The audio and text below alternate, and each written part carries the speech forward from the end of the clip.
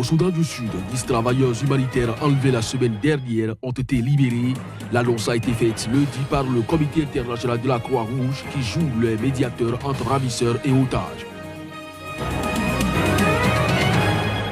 Le système des Nations Unies s'intéresse au plus haut point à la Centrafrique.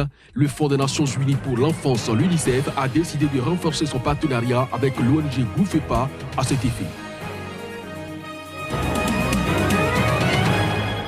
Au Maroc, quelques centaines de jeunes se sont rassemblés dimanche à Casablanca.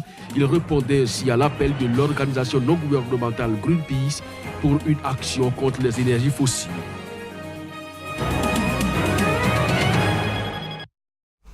Bonjour mesdames, messieurs, nous sommes le 1er mai. Bonne fête de travail à chacun et à tous. Au Soudan du Sud, 10 travailleurs humanitaires enlevés la semaine dernière ont été libérés. L'annonce a été faite lundi par le Comité international de la Croix-Rouge qui joue fréquemment les médiateurs entre ravisseurs et otages. Il faut dire que les travailleurs humanitaires ont déjà été la cible de nombreuses attaques depuis le début en 2013 du conflit qui ravage ce pays. Le Comité international de la Croix-Rouge a annoncé lundi la libération de 10 travailleurs humanitaires sud-soudanais enlevés la semaine dernière au Soudan du Sud. Les 10 travailleurs humanitaires, tous de nationalité sud-soudanaise, sont employés notamment par l'OCHA, l'UNICEF et des ONG. Le Bureau des Nations Unies pour les affaires humanitaires OCHA avait annoncé jeudi que 10 travailleurs humanitaires étaient portés disparus et présumés kidnappés après l'attaque de leur convoi dans le sud-ouest de ce pays en conflit. Le convoi avait disparu après avoir quitté mercredi matin la ville de Yei, située à environ 150 km au sud-ouest de la capitale Juba. Selon l'OCHA, il s'agit du deuxième enlèvement de travailleurs humanitaires par un groupe armé depuis le début du mois d'avril. À travers un communiqué publié lundi, l'OCHA a accusé un groupe d'opposition armée d'être responsable de l'enlèvement. Le groupe rebelle SPLA-IO a pour sa part admis que les travailleurs humanitaires avaient été retenus pour avoir pénétré dans une zone sans aucune autorisation.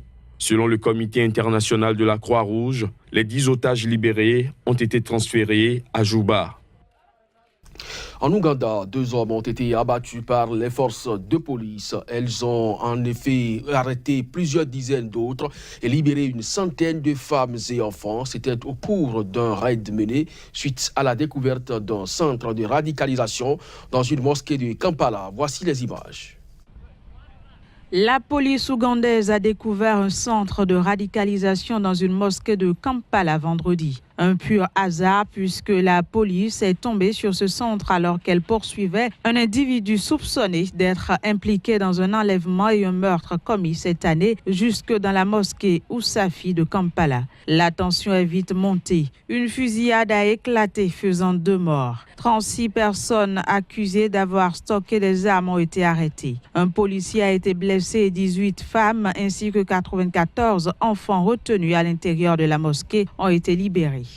The Uganda Police Force, in a joint operation with its sister security agencies, la police ougandaise a mené cette opération dans la mosquée Ousafi de Kiseni à Kampala où 18 femmes et 94 enfants de différentes nationalités ont tous été sauvés sains et saufs. 2 des preneurs d'otages ont été tués par balle après avoir violemment et grièvement blessé l'un des agents de sécurité. and severely injuring one of the security officers.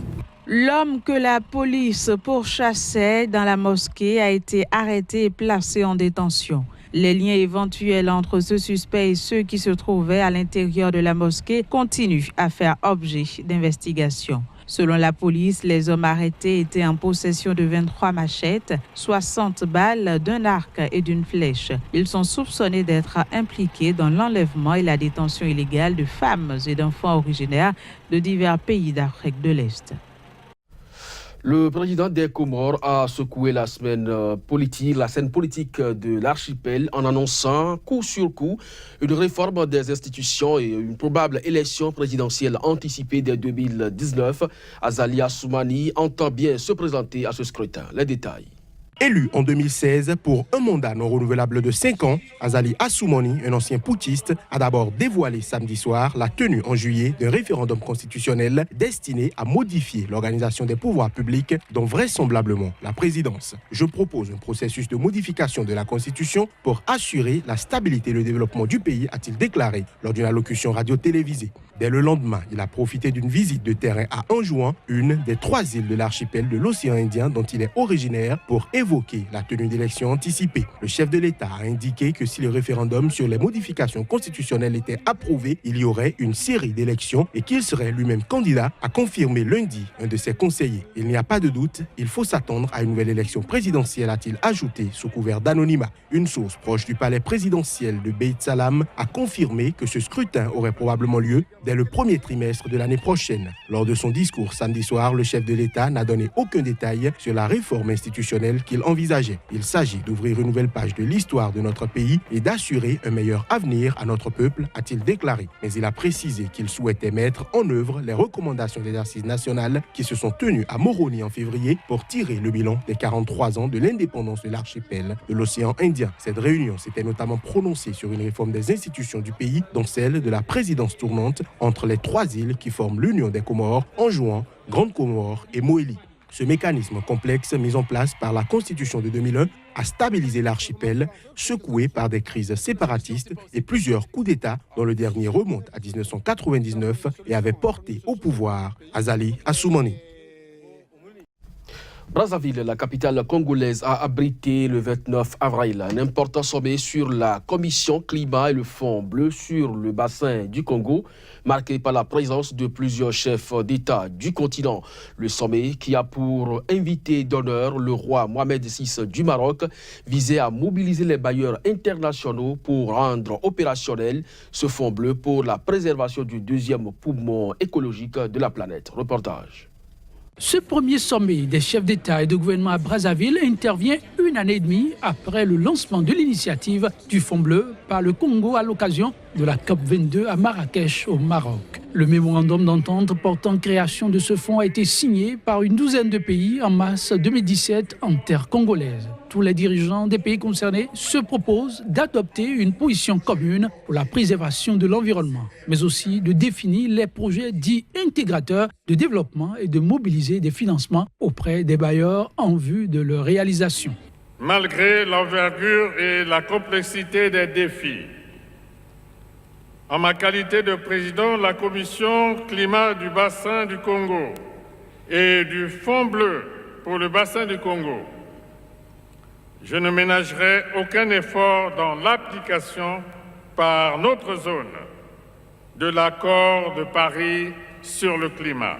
Les projets du Fonds bleu portent entre autres sur l'amélioration des voies navigables, la construction des petits barrages hydroélectriques, le renforcement des systèmes d'irrigation ou encore le développement de la pêche. Je pense en particulier à l'amélioration des voies de navigation intérieure, à l'aménagement des ports secondaires, au développement de la pêche durable, à la lutte contre la pollution des cours d'eau et au renforcement de l'irrigation dans la perspective de l'amélioration de la productivité agricole. Cette nouvelle économie de l'eau et autour de l'eau sera le moteur du développement. Nous devons ainsi innover et créer des mécanismes qui identifieront et mobiliseront les ressources financières. Il nous faut convaincre les bailleurs de fonds bilatéraux et multilatéraux, publics ou privés. Le Fonds bleu entraînera nécessairement une dynamique positive, porteuse de projets capables de soutenir les économies des États membres. Une signature de nouveaux accords bilatéraux a sanctionné les échanges. La dernière visite du souverain marocain au Congo remonte à 2006. Au Niger, les épreuves du brevet sportif ont débuté hier lundi sur l'ensemble du territoire. Des examens qui se tiennent malgré l'appel au boycott de l'Union des scolaires nigériens. Ils sont au total 450 637 candidats, dont 66 403 filles, soit 44% des candidats inscrits au brevet cette année, repartis dans 497 centres à travers le pays. Malgré l'appel au boycott de l'Union des scolaires nigériens, Les scolaires de la classe de 3e sont sortis massivement pour subir les épreuves sportives du brevet d'études du premier cycle. Le coup d'envoi a été donné par le ministre des Enseignements secondaires sous haute surveillance des forces de l'ordre pour éviter toute perturbation. Tous les candidats sont là et selon les échos qu'on a partout ailleurs, c'est la même chose. Et je dirais que le gouvernement, dans sa lancée, comme on l'a déjà dit, a décidé de tenir tous les examens aux dates prévues. Donc la date du 30, c'est-à-dire aujourd'hui pour le brevet sportif, la date du 26 juin pour les épreuves écrites du BPC. Au jury numéro 1 où le lancement a eu lieu, on a dénombré quelques absents. Ils ont jusqu'au samedi prochain pour se rattraper selon la présidente du jury. Ceux qui étaient absents dans cette matinée-là, donc ils vont rattraper le samedi soir. C'est quelques-uns, 5 candidats comme ça, oui, c'est pas beaucoup. Puisqu'on a que les candidats officiels du lundi au vendredi. Chaque jour, du 30 au 5 mai, chaque jour on programme jusqu'à 300 candidats. Oui, aujourd'hui j'ai 203, demain il y aura 303, ainsi de suite. Donc toutes catégories confondues. Ils sont au total 150 637 candidats, dont ce sont 6 403 filles, soit 44% de candidats au brevet cette année repartis dans 487 centres à travers le pays. Pour résoudre la crise scolaire, le Premier ministre a ouvert le dialogue avec l'Union des scolaires nigériens. Le système des Nations Unies s'intéresse au plus haut point à la Centrafrique. L'UNICEF, le Fonds des Nations Unies pour l'enfance, a décidé de renforcer son partenariat avec l'ONG Groufepa. Hubert-Marie Djamari, notre correspondant à Bangui, a assisté à une visite de la représentante de l'organisme onusien. Voici ce compte rendu. Lors de la visite de travail qu'elle a effectuée au siège de cette association nationale, la représentante de l'UNICEF à Bangui, Mme Christine Mouigana, a fait part de sa satisfaction pour les progrès accomplis en quelques années par l'institution. Elle a également encouragé la présidente du groupement des femmes agro-pastorales pour la lutte contre le VIH-Sida, Groufepa, Mme Tina Marguerite Touadéra, à poursuivre les actions de terrain qu'elle mène à travers son ONG pour améliorer tant soit peu les conditions d'apprentissage des enfants à l'école. Une institution nationale à forte assise au niveau communautaire, qui a une connaissance, qui a une appréciation, qui a une empathie pour la population, pour les enfants de Centrafrique, qui nous aide à nous assurer que ce que nous apportons au système éducatif correspond à la réalité des besoins et de la situation des enfants. La visite de Mme Mouigana lui a permis d'évaluer les activités réalisées par le Groufepa dans le cadre de son partenariat avec l'UNICEF. Des activités concernant essentiellement la distribution de matériel didactique aux écoles publiques. Ensemble, nous sommes dans la même mouvance, dans le même mouvement, de nous assurer que les tables bancs, le matériel didactique, l'école, la structure de l'école elle-même, les latrines dans les écoles, les enseignants qualifiés soient là pour que le petit centrafricain, la petite centrafricaine apprennent, s'épanouissent, grandissent, contribuent au développement du pays. Madame Tina Marguerite Touadéra avait initié le 13 janvier 2018 la campagne nationale pour l'école Un élève, un table-banc, une opération citoyenne visant à collecter des fonds pour promouvoir l'école en République centrafricaine. C'est tout pour cette édition, mesdames et messieurs. Merci de nous avoir suivis. Très bonne journée en nos compagnies.